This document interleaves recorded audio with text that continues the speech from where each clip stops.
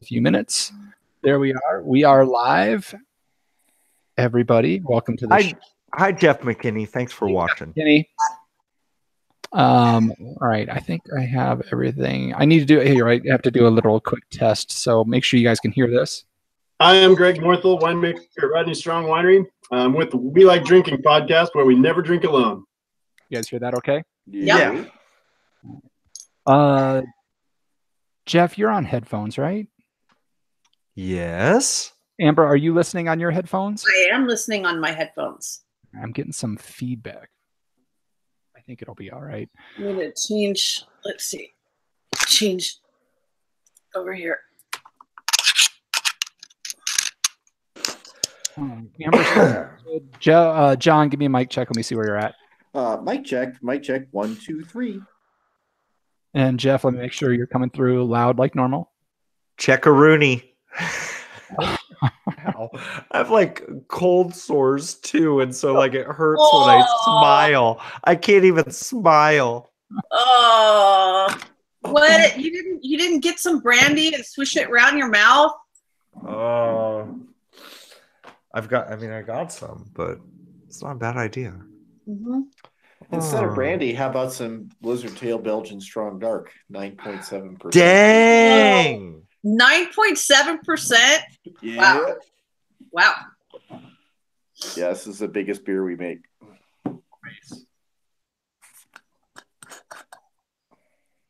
I think we're going to be okay on this one. Okay. Or I'm just going to plow through it. And you wouldn't believe how much we throw away. Yeah. Yeah, I mean, 10%. It's a pretty accurate number. Every time we try and do, a bargain wine of the week, I swear to God, we throw out 2 and maybe about 1. Oh. That's why I guess Vivac they buy their corks X-rayed so that they have far less cork failure. Some of them are just nasty wines.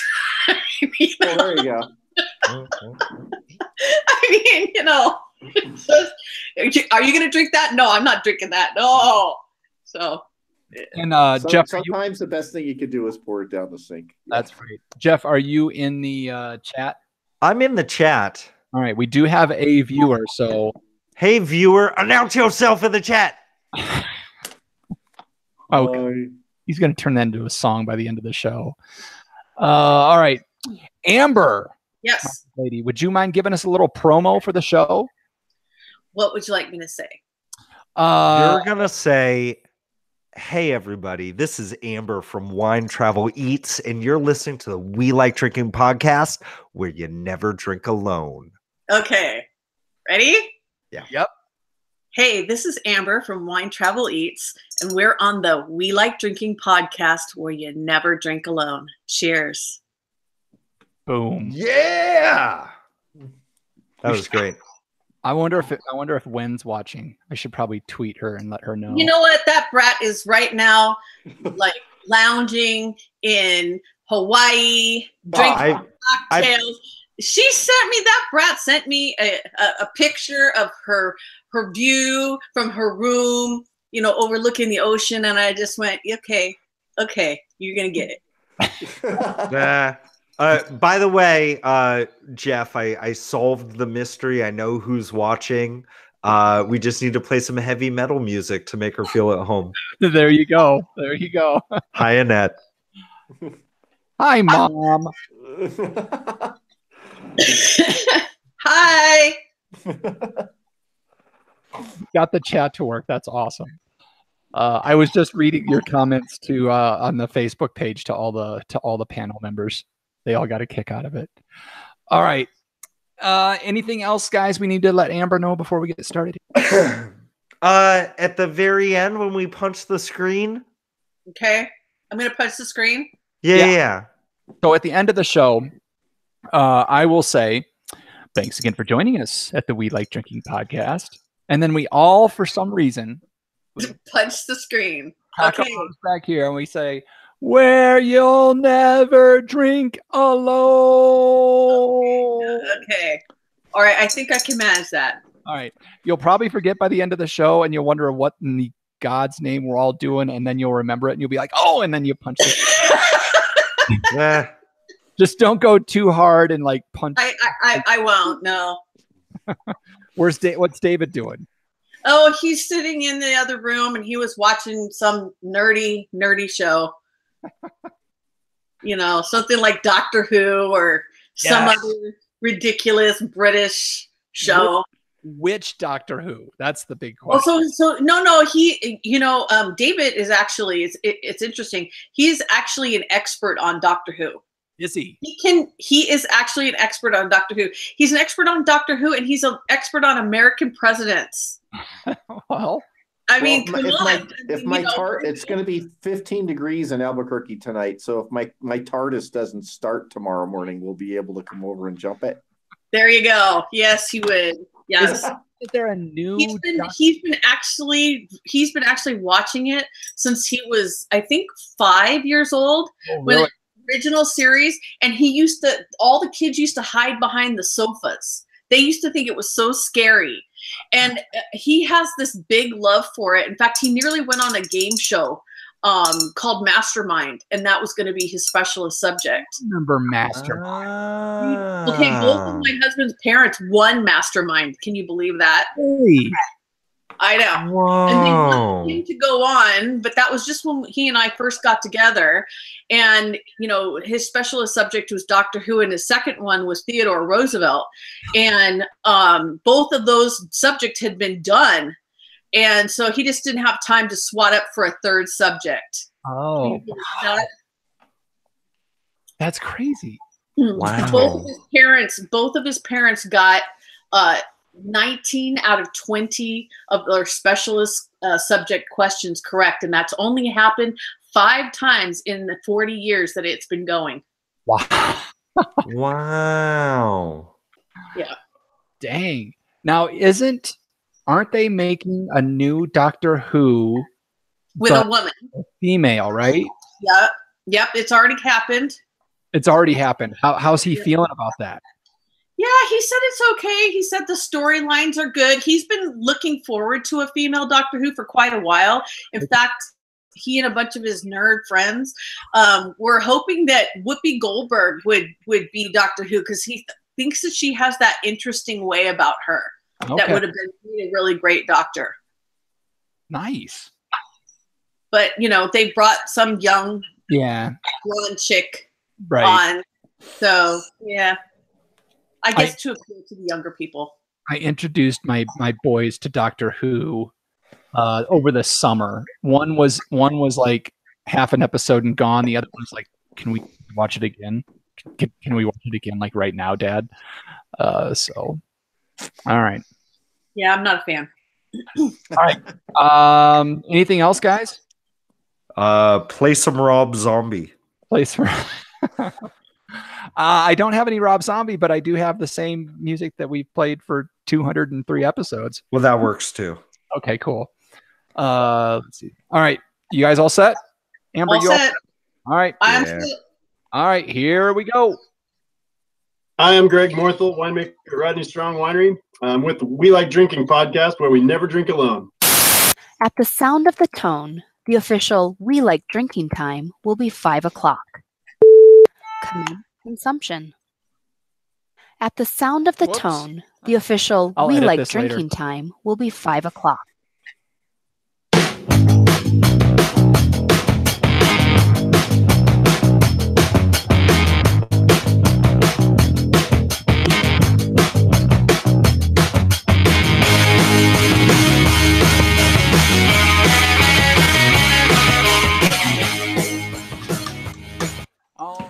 Going to start all that over again. Cool. That's like 4 weeks in a row that we've had to do it. Yeah, I'm trying to transition to this. I'm trying to make a change in how I run the show. I'm trying to run it from one computer instead of 2. And so there's a lot of moving parts that have to work, and I usually forget about it until after I start playing music. So all right, I think let's try it again. I am Greg Morthel, winemaker at Rodney Strong Winery. with the We Like Drinking podcast, where we never drink alone. At the sound of the tone, the official We Like Drinking time will be 5 o'clock. Commence consumption.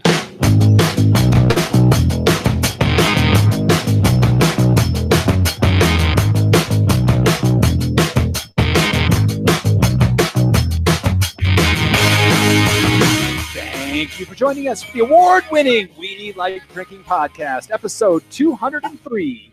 In this episode, we'll be discussing why there's stockpiling wine in the UK, red IPA recommendations, and we're talking wine, travel, and eats with the one and only Amber Burke. So crack open your beer, uncork that wine, and let's get drinking!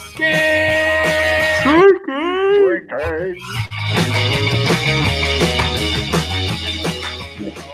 my goodness, listeners. So I'm just going to give you the breakdown of the show like right now. If you like the show because it's like sitting around hanging out with all your friends, you're going to love this show because it is going to be a giggle fest from the beginning to end because we have one of our favorite people on the planet on the show tonight. So before we get to all that, let me just say cheers and welcome to our little happy hour number 203 of the only two-time award-winning topical beer and wine education podcast focusing on fun. And you know what they say, if you like what you're hearing in this episode, consider helping us out by becoming a patron of the show by visiting welikedrinking.com/pledge to find out how you can help us each and every month. All right. Hey, guys. Hey. Hello. You're hearing some people talking, but primarily it's been me because, you know, I like to hear myself talk. But let's find out who we're drinking with and what they're drinking. We've got our wine blogger, Jeff Solomon. You don't like to hear yourself talk. Don't lie to the customers. Neither do you. Commercial viewer, John Ruyak. Hey, everybody. And I am your host, Jeff Eccles.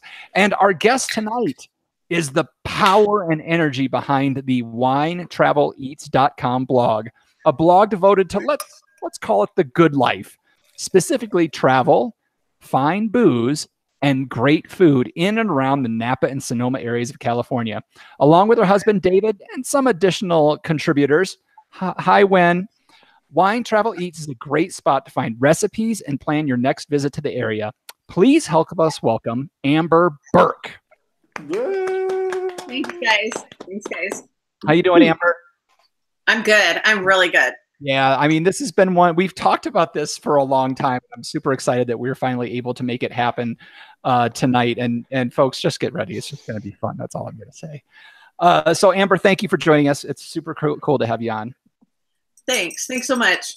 I mean, come on. You know, I've been looking forward to teasing Solomon about his socks for months. Burn on you. I'm not even wearing socks.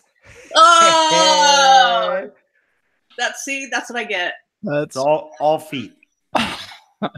All right. Well, besides your stinky feet, Jeff Solomon, what's in your glass tonight? Well, speaking of stinky, I've got a cold, and I think here we are 203 episodes in, 202 episodes. How many episodes? 203. 203 episodes in, and this is the first time I believe that I'm not drinking any alcohol because I'm sick. I just took some NyQuil, but I do have a treat for you because I've got a clear beverage inside of a beer glass, and the clear beverage came from this really intense looking can. This is the La Croix Karate. It's blackberry and cucumber. Karate. Curate. Karate, right? Wow. Okay. Karate. Yeah. So, you know, it's a bunch of fake flavors inside of a glass. It's clear. Nice. So can you taste the roach insecticide precursors? It smells like bubble gum and wow.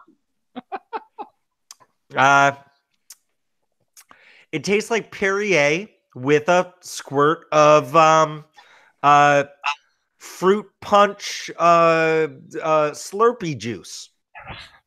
Delicious. Nice. So it's flavored with all the melted Slurpee and the drip tag at 7-Eleven.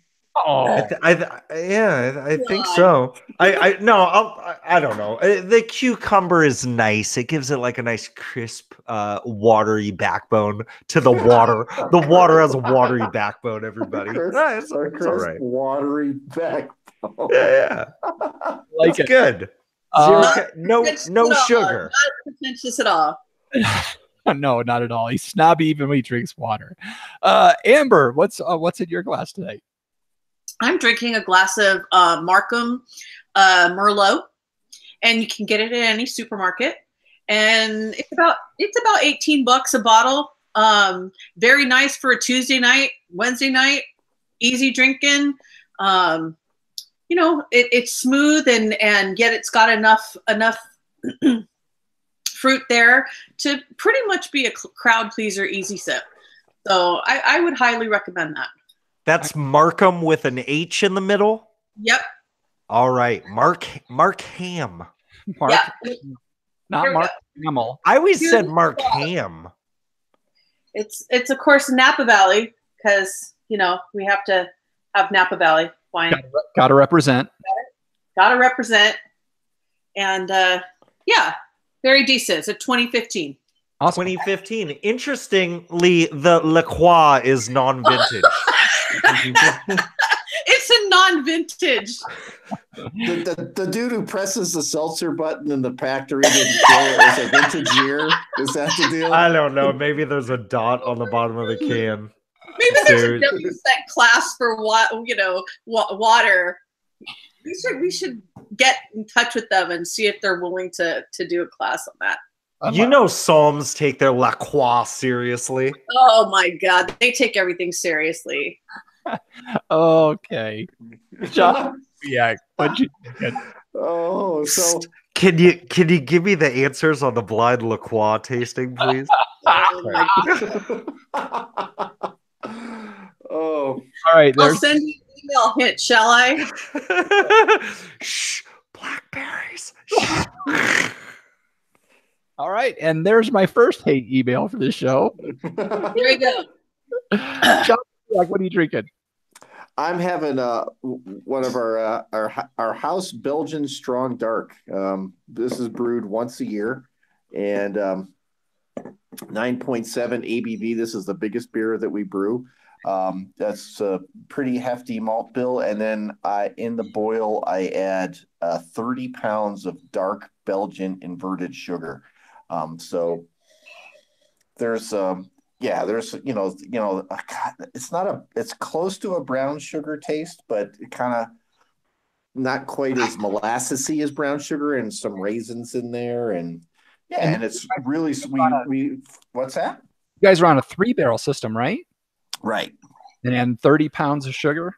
Yeah, 30 pounds of liquid Belgian inverted dark sugar. Yeah. Ooh. And then on top of 227 pounds of milled grains of various types. I was just going to ask you, what's the grain you're using? Well, it's made, the base grains, German Pilsen, and then there's some special W in there and a couple other coloring malts. And then German Hallertauer hops is used in this. And there's a little sourness to it?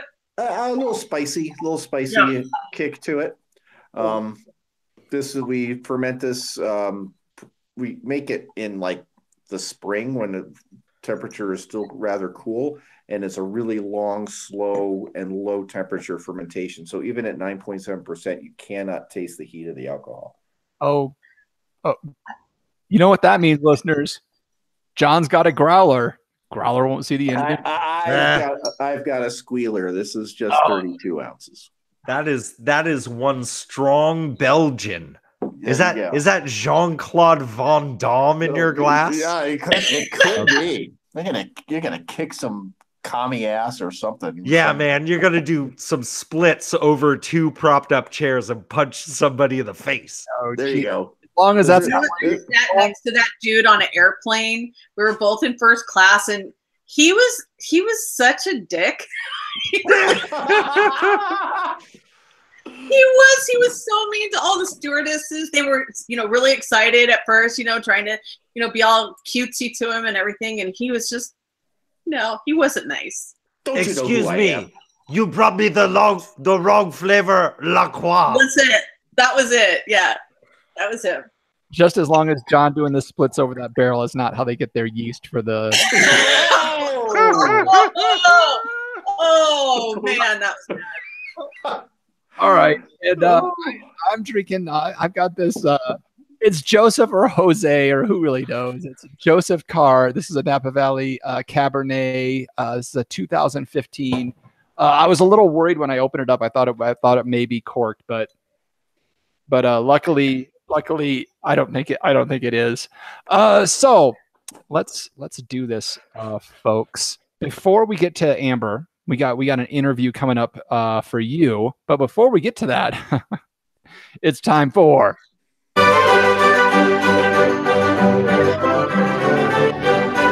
Grape, Hop, or Pop Culture Reference. So this is where I give the panel a term, and they try to tell me if it's a wine grape, a beer hop, or some kind of pop culture reference. John, did you have a question before we get started, or were you just I was just jazzing. I was conducting the, Okay. He gets really hyped when he hears that music. I do, man. I just go off, man. Does. It's like the after party. It's like he could be a backup dancer for Lil Jon and the East Side Boys. The term this week is seekin'. Seekin'. Can you spell that for me? I can. Cekin. Seekin'. Is it two words and the second word is all lowercase and you put it in italics? No, it's not. Okay. Notice I put it in the show notes properly just for you last week. All right. So, Jeff, I think you're starting this one off, aren't you? You know what? I was focused so much on the joke, I didn't even listen to the spelling. Can you spell it again? Cekin. One word. One word. The first letter can be capitalized. The rest are all lowercase. And it's not. It's capitalized because it's a name of a. It's funny. No, he's totally cheating. Look at that. No, it's not. This is how my mind works. It's funny how I'm just writing stuff down and thinking. Okay. It's funny how like serendipitous this show is, because Seekin is a Belgian hops variety. Seekin. All right. That's it. I mean, it usually takes you 12 minutes to get through your answer. He's got a cold. I got a cold. Yeah. I just took some NyQuil. It seemed like it was much longer than that. And Amber, you are starting to drool a little bit. I'm gonna say it's a Eastern European wine grape. Okay. All right. John Riak. I'm going with a beer hop, and I think it's like Eastern. It's Eastern European, but it's beer hop. Okay. All right. So we have 2 for hops and 1 for wine grape. Is that right? I kind of blacked out on what Jeff said. Yeah. I said it's a Belgian beer hops variety. But that's not Eastern Europe. That's Western Europe. But just giving you the. Yeah. All right. Seekin is in fact a beer hop. Boys. It is Slovenian. Yes. It was first commercially released as a super Styrian hop around 1990. It's more difficult to find, but it does offer distinctly earthy continental aromas similar to the Styrian variety. Alpha acid range of about 6 to 8%. Well, that's pretty high. That's pretty high for a European for the region. Yep. It's high, but the reason why it's high is because it's widely used in Belgium. I honestly was waiting for Solon to pull out a seek and destroy comment during. Oh, and while we've got a heavy metal fan watching too, that would have been perfect. Seek and Destroy. Let's get some Metallica on there. So there you go. Have it. Seekin'.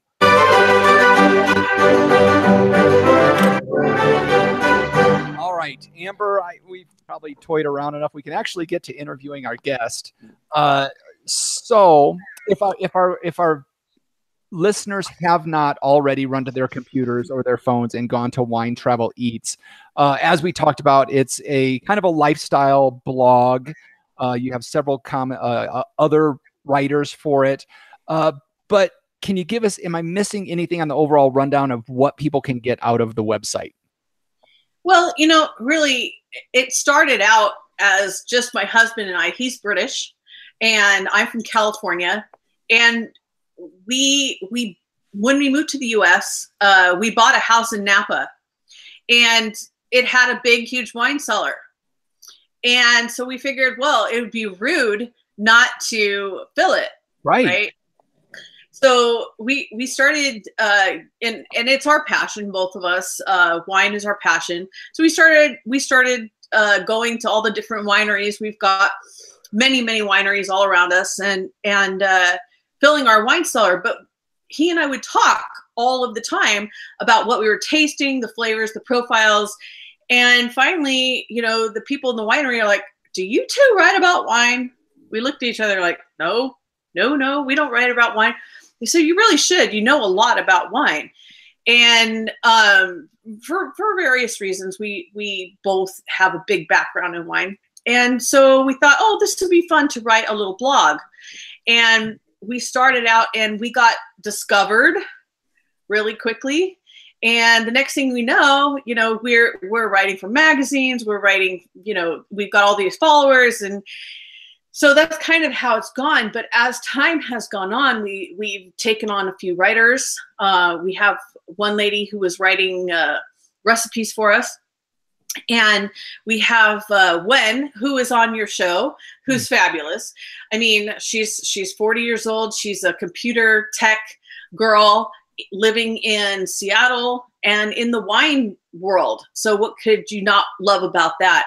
And she talks all about her experiences in wine in the Washington State area. And then we've kind of expanded a little more, not just talking about local wines, but we travel a lot.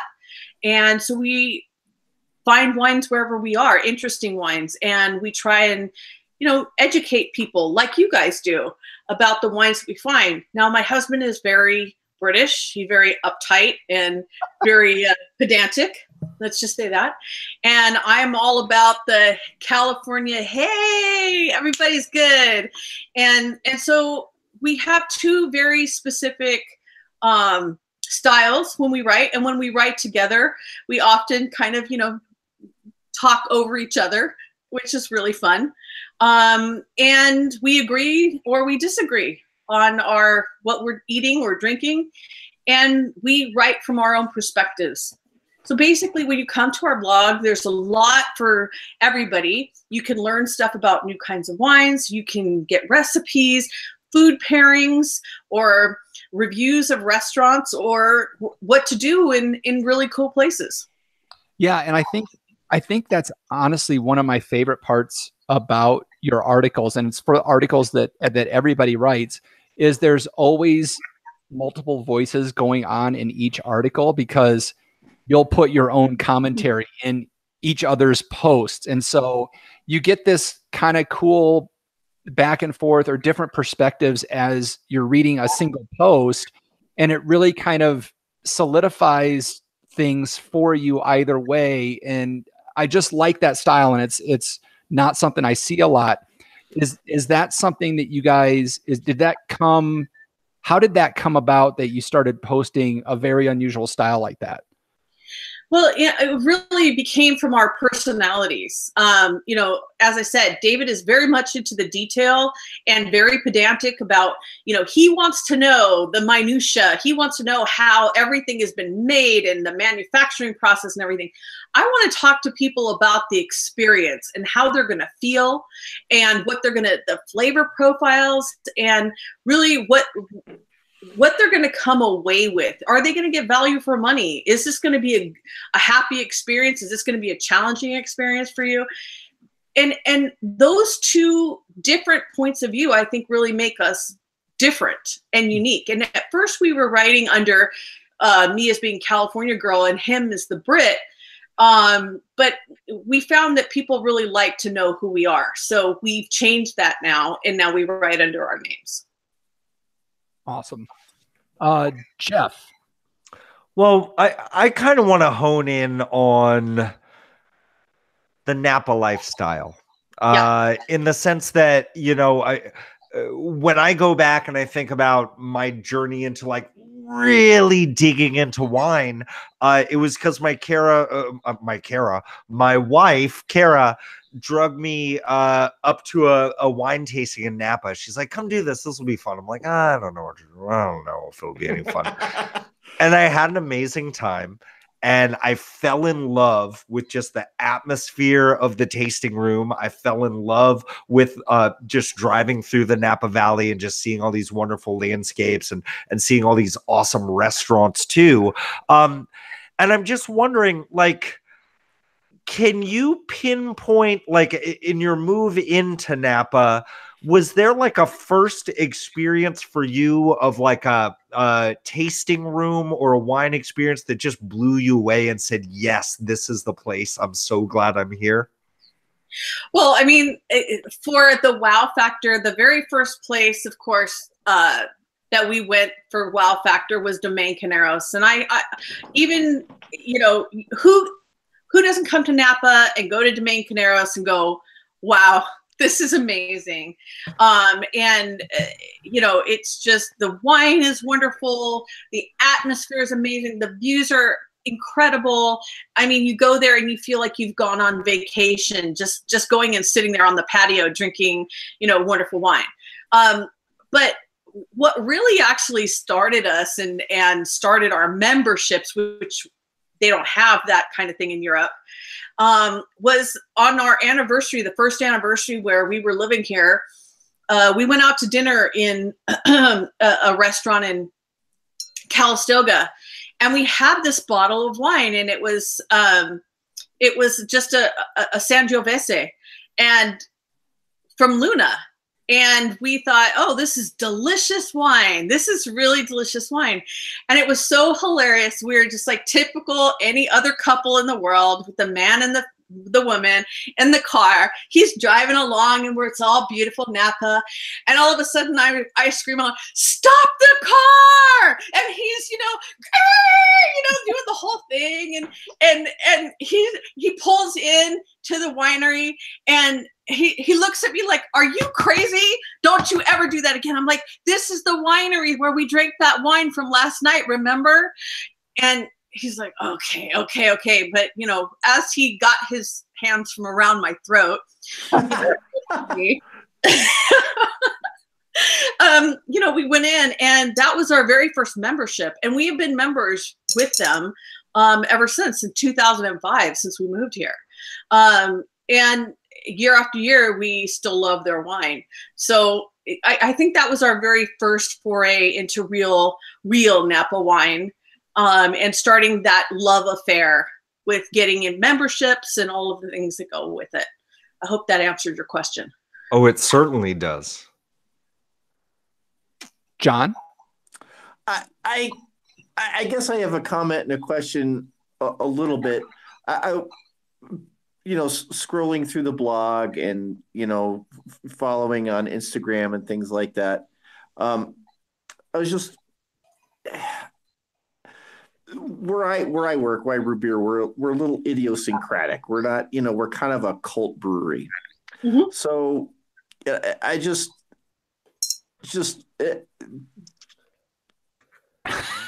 I'm having a hard time formulating a question out of this, but is that something? But is it something? I know it's a lifestyle. It's a lifestyle blog, but do you find yourself, trying to find the idiosyncrasies in places, or? Of course.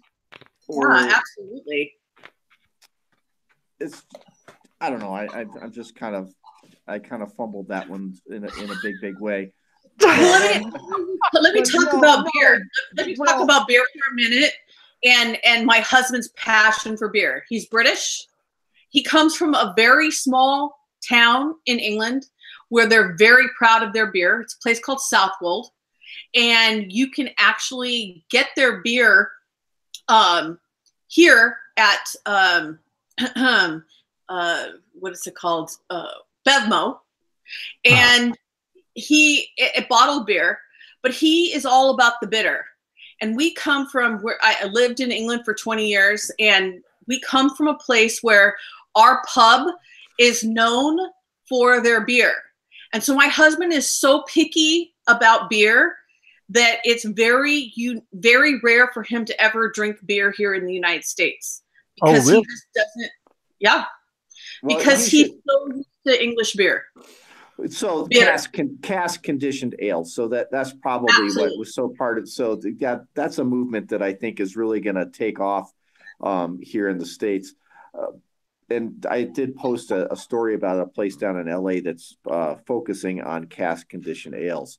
But what I was, because my wife and I do that, we drive around and all of a sudden also we'll just get a wild hair and say, we're turning in here just to see how and it doesn't matter whether it's good or it's great if it's good, but if at least it's okay, but it's interesting, it's a little quirky, it's a little different, it's a new experience. I think that's the thing that I kind of see in your blog. And one of the things that when you go around and tasting things or going to wineries and things of that nature, and also obviously I saw and read some of the really posh places, but the one that really grabbed my attention was this Palumbo Family Vineyards and Winery. Right, it's immaculate. Just the picture was just like, that's it. That's just this small place with a small tasting room and a nice tree on the side, and just I don't know, just the embodiment, I guess, of quaintness, I guess, if that's even a word, and just the adventure of finding those things is. How do you feel that's changed your perception of how the whole industry works, I guess, is a question. So it's really kind of interesting because we started out, when we started writing our blog, we actually started out with the little guys. We did not start out with writing about Domaine Carneros. We started out writing about Nicolini. We started writing about, Smith Madrone.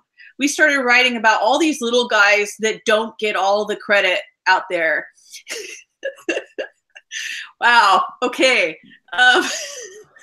And then we moved on from there. I mean, the more popular, famous, I don't know what you want to call it, we became, the more we got invited to go to the bigger places and see what they're doing.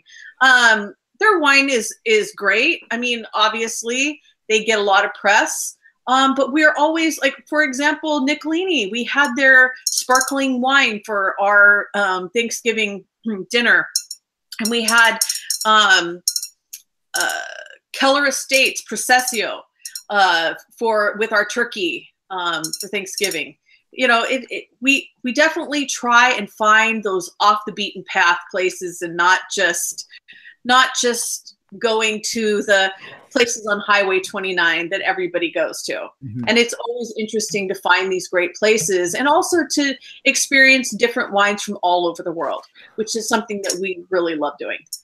Well, if I just could add a little bit to that and ask a question in maybe a different way, and maybe this is what I was trying to get to, and I had this question in my mind before, is that, the bigger places or the famous places, they have, they have the well-known winemakers, they have the equipment, they have the history, but sometimes do you feel like while it's an excellent product, it's just too polished? Whereas the smaller places that you start out with, while they're making an excellent product, there's something that's just not quite as burnished as some other places, but still excellent in its own right. Yeah, that is a hard thing about, Napa. And, I hate to say the Constellation brands and the big companies coming and buying up a lot of the wineries and the old fashioned.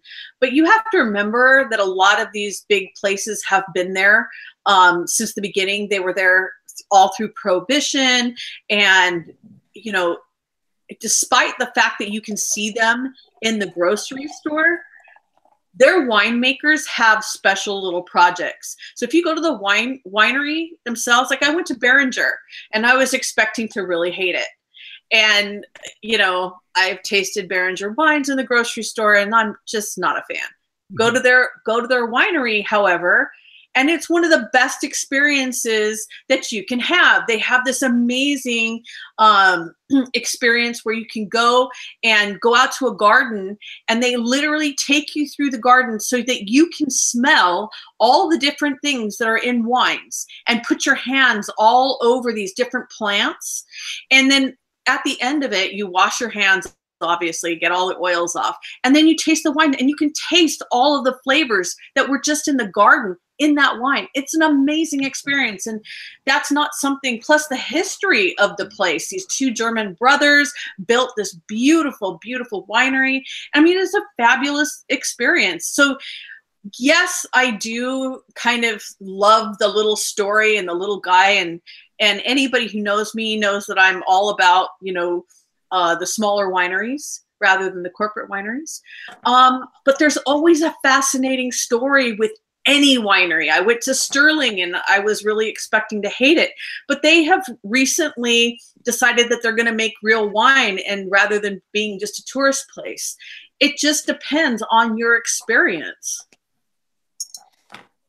So true. And honestly, I think some of those like big giant names can really do some fun things. Like, no joke, totally randomly, my wife and I were driving through Lodi and we're like, you know what? Let's go to Woodbridge and see what's going on. And all of a sudden they start pouring us all these like experimental wines that they never sell in the store. But it was really insane to see stuff like that.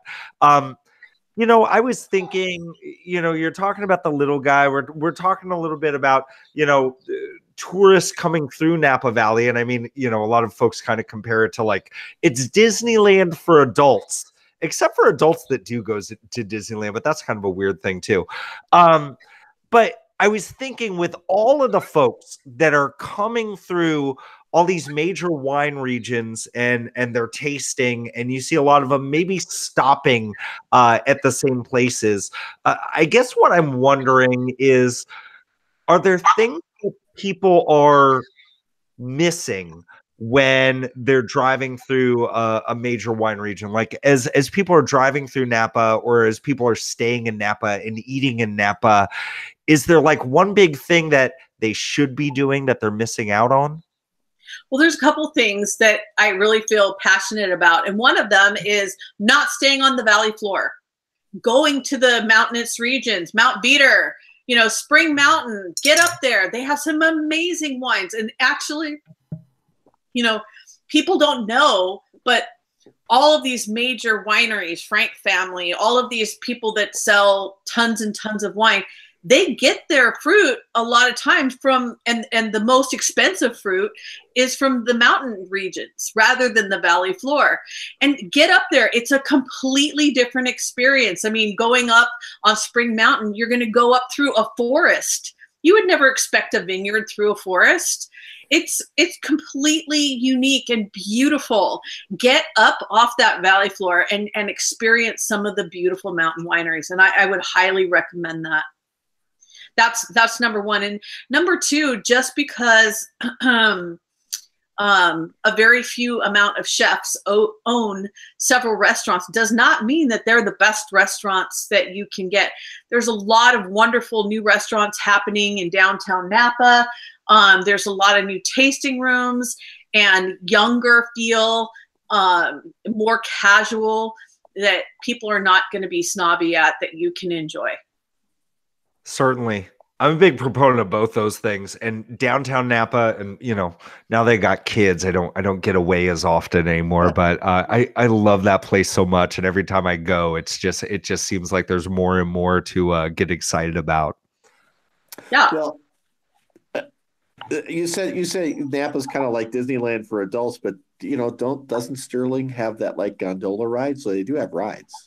They do have a gondola ride, and that was for years and years and years. Sterling, and I'll tell you, that's all they had.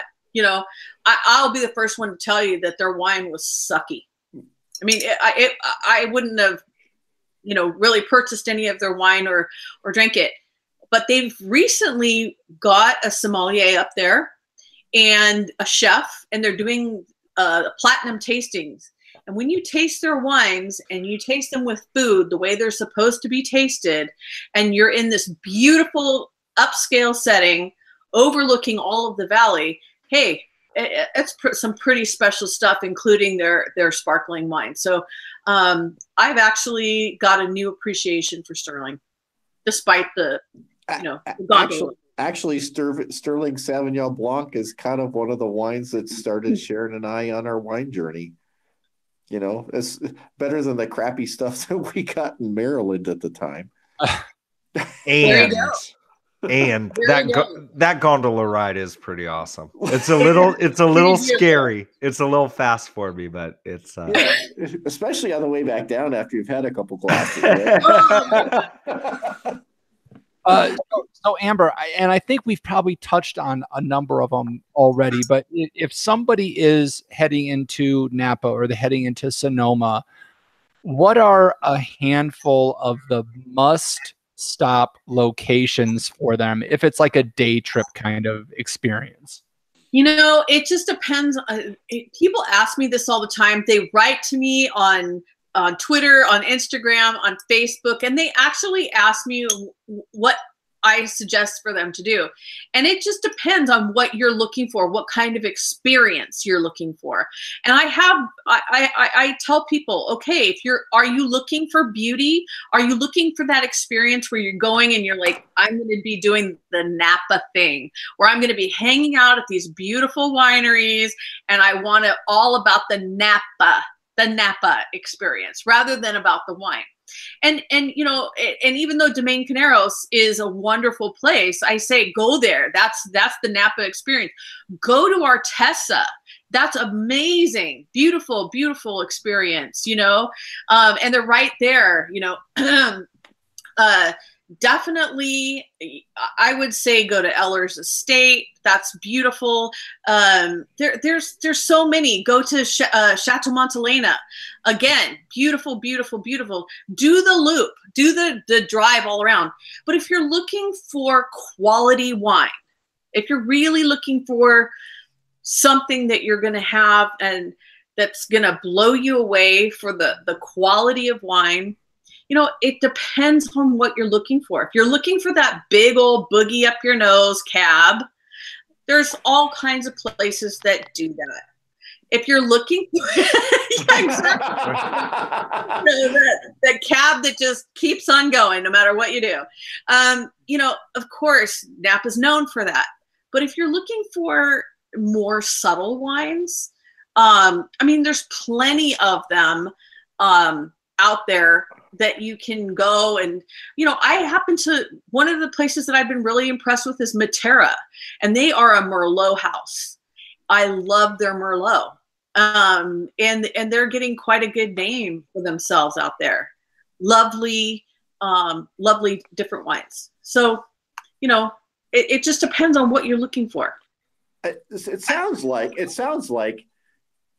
it's like if you're going to Napa, it's like almost like a 3-trip thing. It's like the first time you go, you got to do this. Okay, then the second time, let's do this thing, and then the third time, let's get you in deep. So it's. I would say that's right. I mean, one of the places that I really like that has great wines and totally unpretentious is Robert Craig. Have any of you had Robert Craig wines? Mm-hmm. I mean, great wine. And not crazy expensive. You're talking the $60 to $80 mark, and not the, oh my God, $200 a bottle Alpha Omega that's totally not worth it. You have to watch out. Anything on the 29, pretty much you have to be careful. Yeah. You know, I actually tell people, come up Silverado Trail. Stay off the 29 and go up Silverado Trail. There you go. There's the tip, listeners. And I got to say, everything that Amber's saying, she preaches it. Because I had a friend that was going to the region. I was like, hey, Amber, do you got any tips?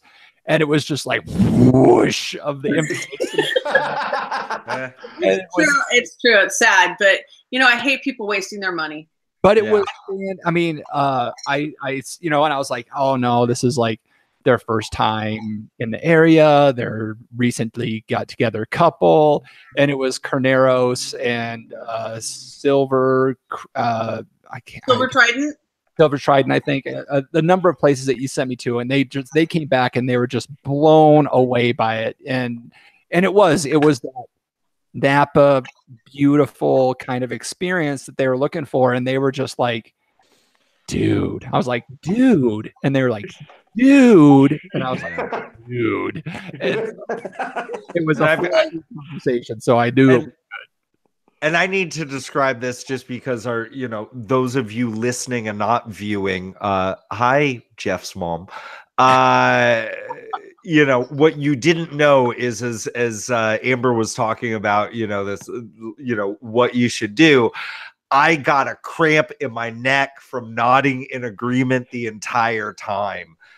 Listen to Amber and go to Wine Travel Eats to really get to know, I don't want to tell you how to do things, but do things the way that Amber does things is what I'm trying to say.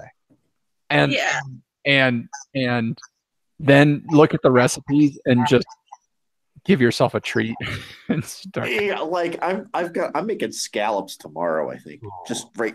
Boom. That was a pretty good recipe. So last question, guys. Jeff, do you have anything else? I'm going to let John ask a question. John? Oh, no. Man, I've already screwed it up 3 times, so I don't have any more. Do you want to mumble and trip over your tongue for 35 more seconds, or are you good? No, I'm good. Okay. So I just want to let everybody know, related to nothing else, I work at a cult brewery. 9.7, ladies and gentlemen, 9.7. So I guess, Amber, the last question I have is, how much does a cloud wand cost, and where can I get one? How much does a what cost, sweetie? Cloud wand. Well, that's the thing.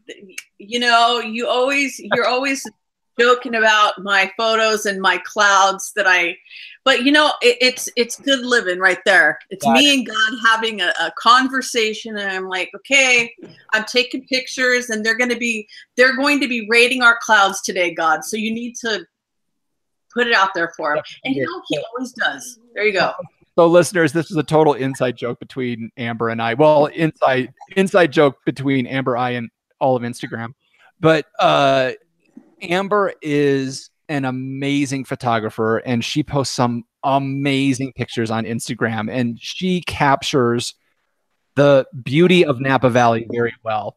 And just in a lot of her scenery shots, there's always these perfect wispy clouds running through the sky. And it got to the point that I was like, do you seriously have a cloud wand that you use? And so now anytime she posts one of these pictures, my only comment is cloud wand.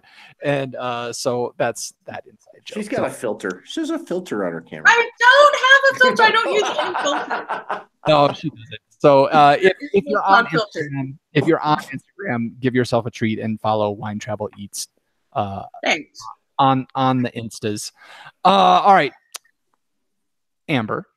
Yes. Thank you so much for joining us on the show. You are off what we call the hot seat, although you're off the room temperature seat. Woo! So we're going to move on with the rest of the show. So we hope that you'll stick around and join us for the rest of this nonsense. I will. All right, excellent.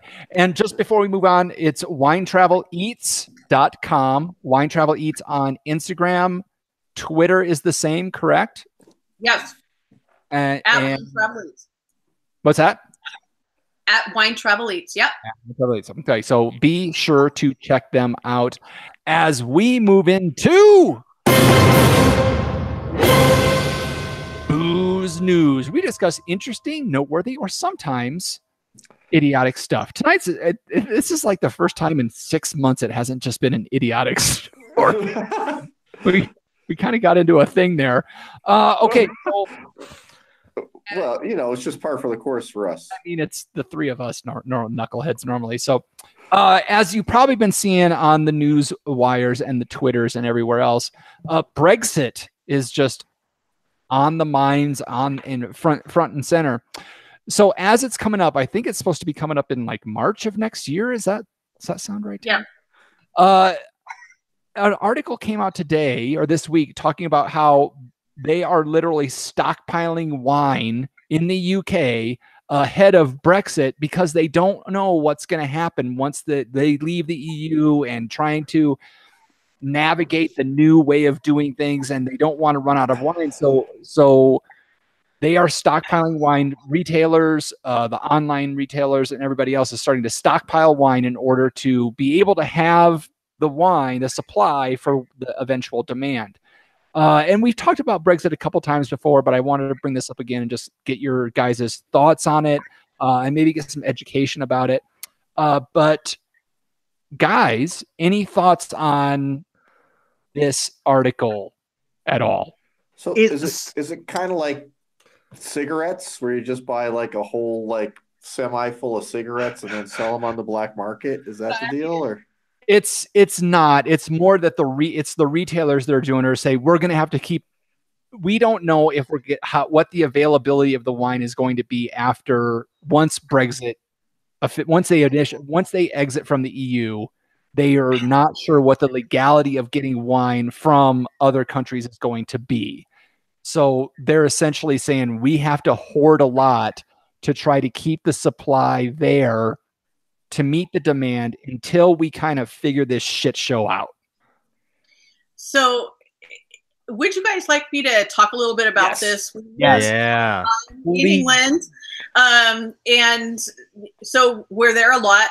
Obviously we have friends and family there. My husband is British. And this is what's basically happening. It's not just the retailers, it's the regular person as well.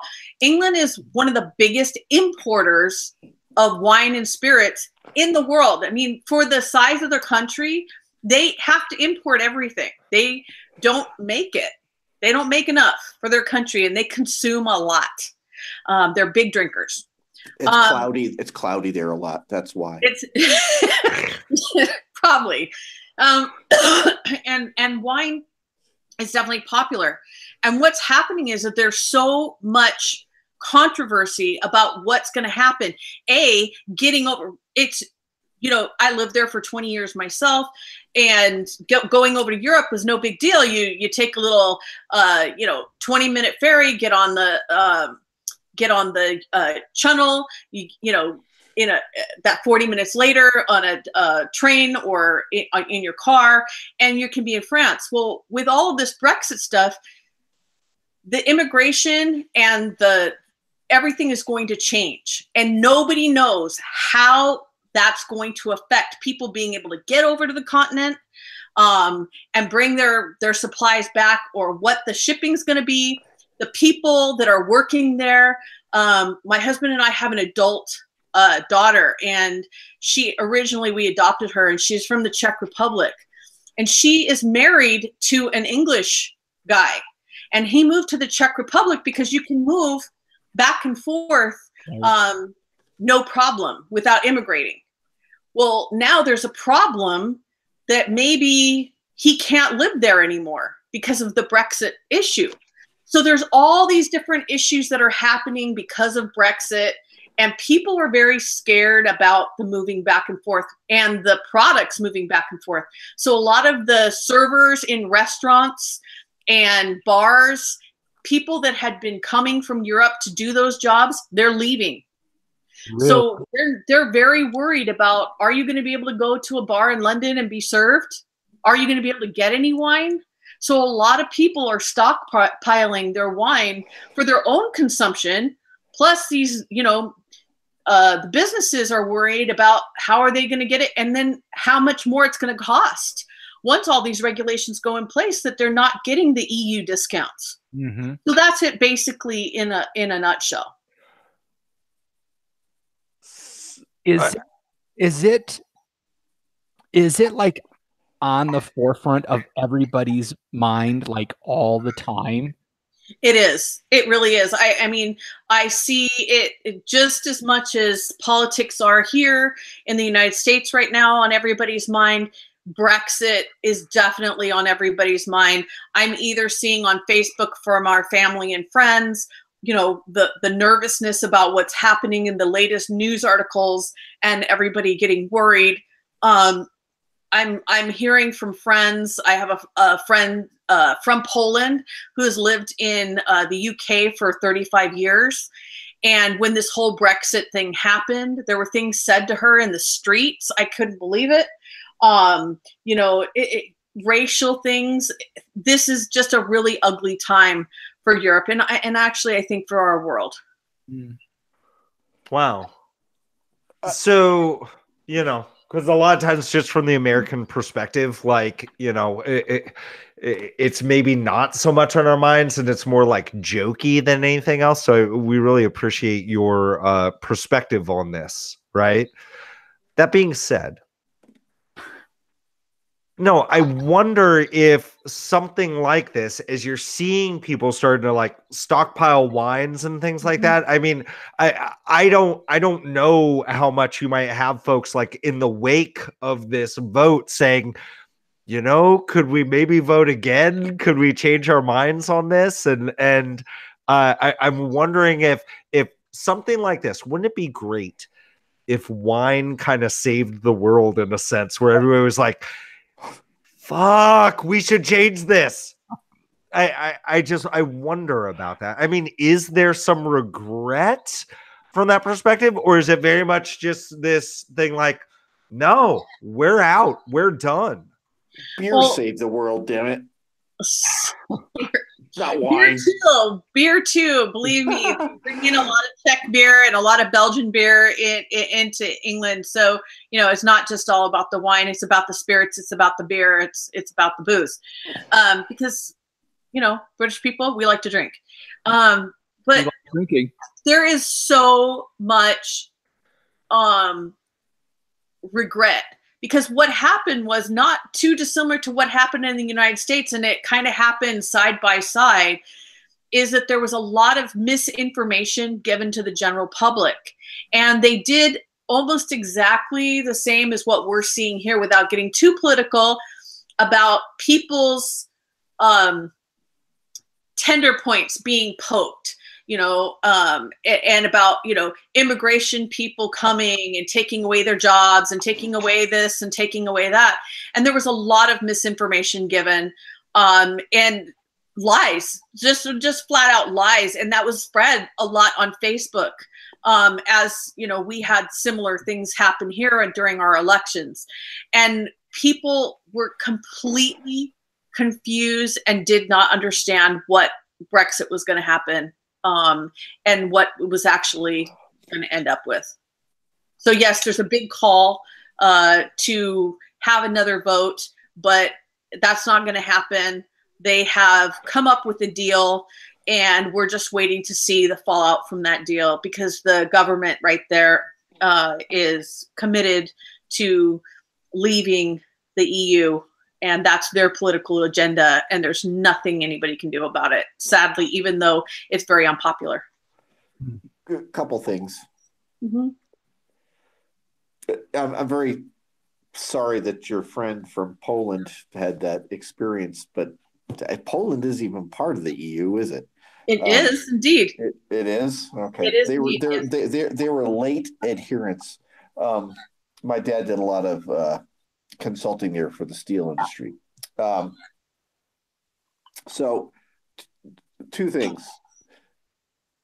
I think there's a lot of typical human overreaction to the unknown as far as the stockpiling of things. So I think it's kind of this frenzy of buying relative to we're not really sure about what's going to happen with supply, blah blah blah, because it is an unknown, and markets hate the unknown. On the other hand, availability is not going to change. The market's the market. If people want to buy stuff, there's still the 115 million people in Great Britain that want to drink. So they're still going to drink. It just might cost them a little bit more. And that's the question, right? They don't know what's going to happen. There's going to be some tariffs levied on importing those things. And there may be some delays, legality in getting it in, right? I mean, there's a potential that there may be custom issues, or I mean, there could be some holdups. Absolutely, there could be some supply interruptions because of the change in import laws and checking duties and things like that. And then people are going to be I don't think shit in their purses and their. We're not going to be dry. Of course, we're not going to be dry. But there's going to be we're going to have to pay more money. I mean, and nobody wants to face doing that. No. I mean, right now in Napa, that's one of the things is that our wine is so expensive, and the regular folk, find it difficult to afford. Well, the thing is in England, you can get a decent bottle of wine for £7, which is about $10. You cannot do that here. And that's going to change. And they're very worried about that. So what you're saying is that they're very spoiled over in Great Britain because now they're going to have to pay $12 for a decent bottle of wine instead of 10. John, I'm just saying. But it's for your budget too. You have to think about that as a family person, what you can afford and what the regular person can afford. Go to work at a brewery and get your beer for free. Oh my God. Not just any brewery, but a cult brewery. But we don't actually, we have to import all of our hops and stuff because we don't grow it. So all of those things that to make our own beer. Come on. East Kent Goldings, British Goldings. But there's lots of here's the advantage. In England. Wait about 20 years and prime wine growing in Great Britain. Oh, global warming. There you go. Yeah. And then everybody in France is going to be like, hey, wait a second. We're trying to import British wine. What the hell? Oh, right. Yeah, it's going to take a little more than 20 years from what I know. I thought they were getting some champagne. There's some Chardonnay in there. They have some good sparkling wine, and there's some sparkling wine that I'll have to say is really delicious. But the Chardonnays, they're very acidic. Got that big old lemon, grapefruit, gooseberry right in the front of it, and if that's your jam, then there you go. Oh, also, I don't want to say it's not a minor issue. It's just, it's typical of people to overreact to situations, and it happens everywhere. You know what's not typical? We did this whole thing about Brexit. I did not even do a British accent. And that's it. That is impressive. Maybe it's because I don't want Amber's husband to come find me or anything, but I'm just going to leave it. Okay. But what happens when everybody over there wants some smoked whale testicles with their kippers? There it is. Whoa! Okay. With that, I've been trying for the last 5 minutes to corral this train. We're going to move on to listener mail. So if you would like to hear your question to us, send us an email at admin@welikeDrinking.com. All right. Dolly wrote us a letter this week, and he said, had a new to me wine recently, Austin Hope Cab from Paso Robles. The stuff is really, really good. Try it if you can. Finally, a beer question for John. I had this beer on tap at a restaurant. It is the Copper Point A10 Hop Hog. Really liked it. It's from a small brewery a few hours away, and it's only available at the brewery and in a few restaurants. From looking at the description, can you recommend any more widely available beers that might be similar? So it's a red IBU or red. It's a red IPA, and I did some research on it, and it's a good thing that Fairchild Aircraft is out of business, because maybe they get some copyright infringement on the name of that beer, named after the A-10 Warthog. Yeah, famous airplane. Doesn't what I think pilots call it the flying bathtub. And that's because the entire cockpit is encased in like 2-inch steel because they fly so low, they're susceptible to anti-aircraft fire. Anyway, so this is a red IPA, which is not a widely distributed style, but there's a lot of breweries that make it. It's just, people who like it just love it. And if it's done really well, it's really kind of an amalgam of an amber and an IPA.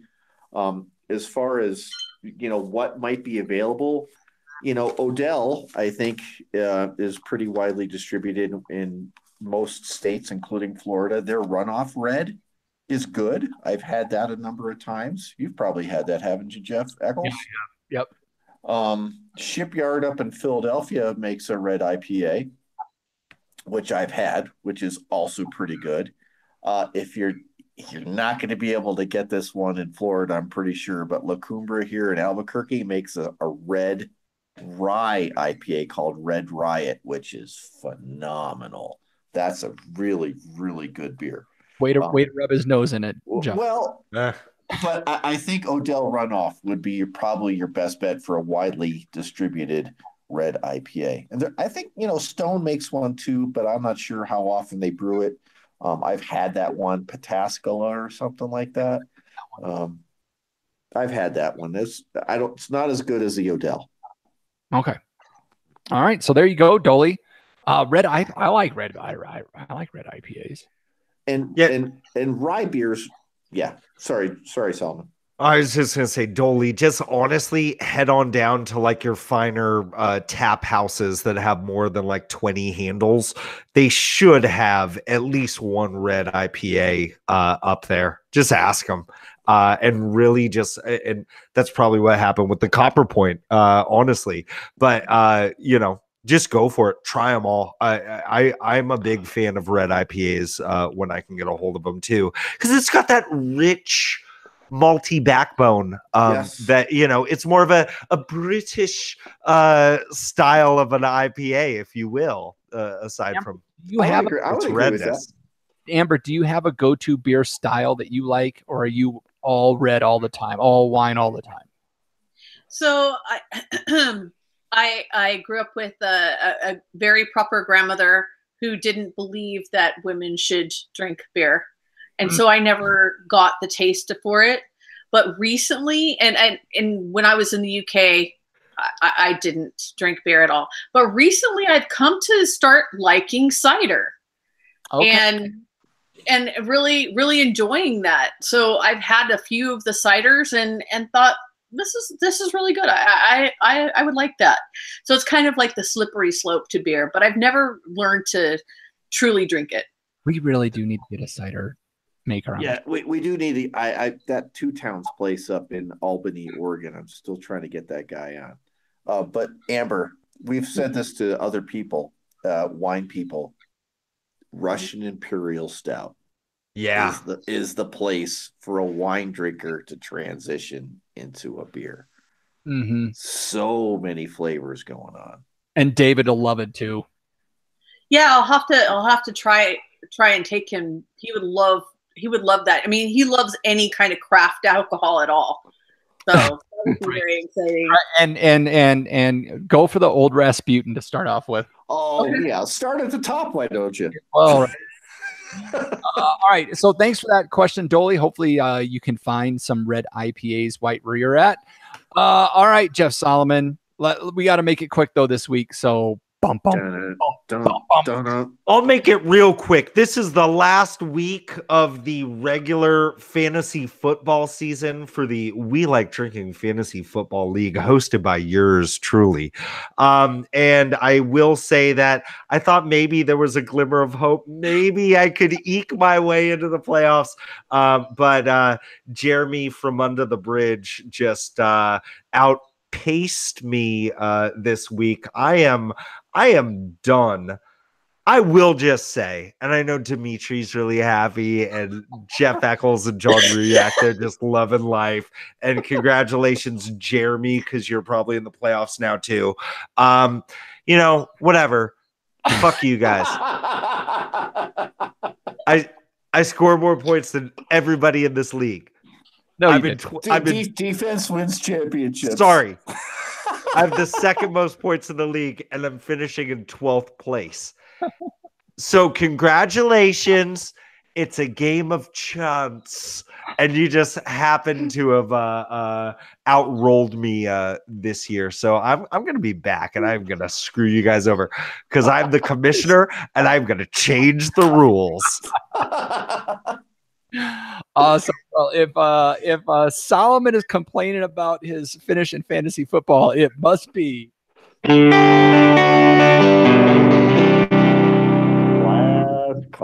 Last call. Time to clean house and lock the doors. You know what you do, folks. Here we're trying to get out of here as quickly as we can tonight. So we're going to do this quick. If you like what you're hearing and you'd like to hear more, follow us on social media. You can find us on Facebook at We Like Drinking, on Instagram at We Like Drinking, and on Twitter at We Like Drinking 1. That's the number 1. And don't forget to find our private group on Facebook, The Tavern. Visit WeLikeDrinking.com/tavern to join. Amber, as a reminder, where are the best places to find Wine Travel Eats on the social media? So on Twitter and Instagram, it's at Wine Travel Eats. On Facebook, it's at either Napa Food and Vine or Wine Travel Eats. And our website is www.winetraveleats.com. Be sure to check them out. Also, John Ruyak, if the people want to tell us what they think about the show, where can they go do it? Head over to Apple iTunes or Apple Podcasts and leave a 5-star review, at least 5 stars. 5 stars. 5 stars. 5 stars. That would be the best. And Jeff Solomon, if they've done all that and they want to be an Uber supporter, what should they do? You know what I did? I'm not going to talk about us. I'm going to talk about, I won't give the name of it, but I will. My favorite fantasy football podcast is called The Fantasy Underground. And I was listening to it the other day and I'm like, you know what? I love this podcast. I wonder if they have a Patreon page. And they do. And so all I did was I opened up my Patreon app that I downloaded to my iPhone. It's on my front page right there, everybody. It's the orange one, right? Mm-hmm. And I just decided I'm going to give him a couple bucks a month because you know what? His fantasy football knowledge led me all the way to a 12th place finish in this GD league. And I appreciate it. I appreciate the entertainment along the way. And what I'm saying is, wow, it's really no. It feels good to donate to the podcast that really just kind of make your day better. So if we in any way make your day better, maybe we turn you on to a nice wine or a nice beer, maybe we just made you laugh occasionally. Maybe hit us up on Patreon. You can find a way to donate to us quickly at welikedrinking.com/pledge, or download the Patreon app and just look for us as We Like Drinking, and you'll get instant access to all sorts of backstage shenanigans, which there are some. There's a few here and there. So anyways, thank you for your support. Absolutely. All right. That was a lot to get through. And for some reason, we think that movie quotes will help you remember. So it's time for our bit that we like to call Wait, who subscribed? where I give you guys a quote from someone fictional or non-fictional. You try to guess what movie it's from. All right, here we go. Single person this week.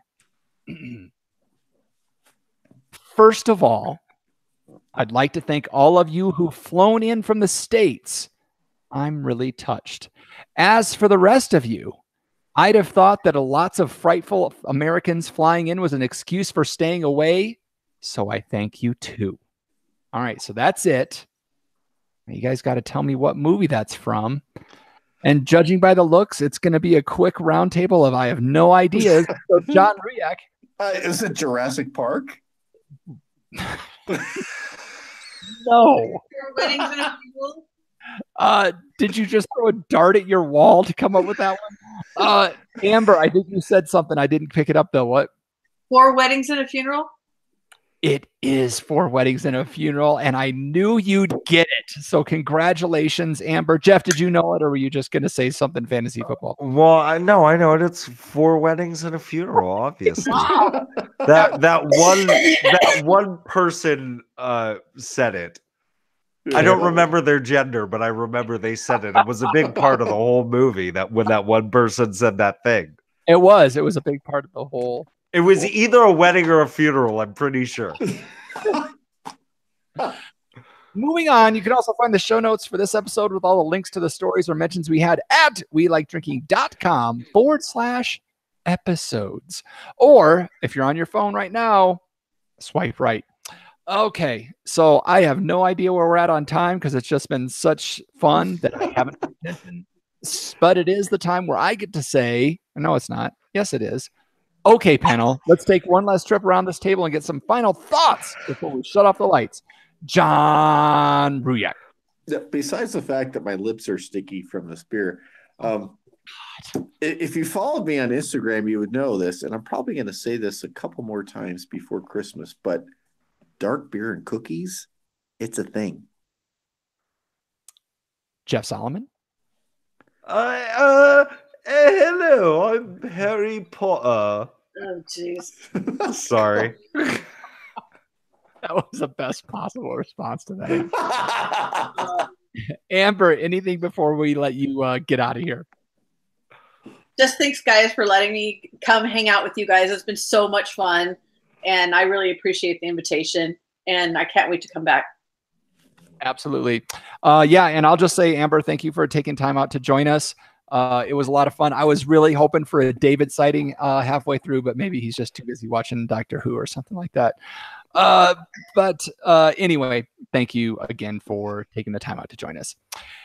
And with that, I'll say thanks again for joining us at the We Like Drinking podcast, where you'll never drink alone. Pow! Oh. Oh, we just become a Batman episode? Oh, something. Sorry. I've got to turn my phone sideways. Shut up, you guys. What's that, Amber? I said I'm a nerd. What can I tell you? All right. Well, we'll say thanks for watching, Mom.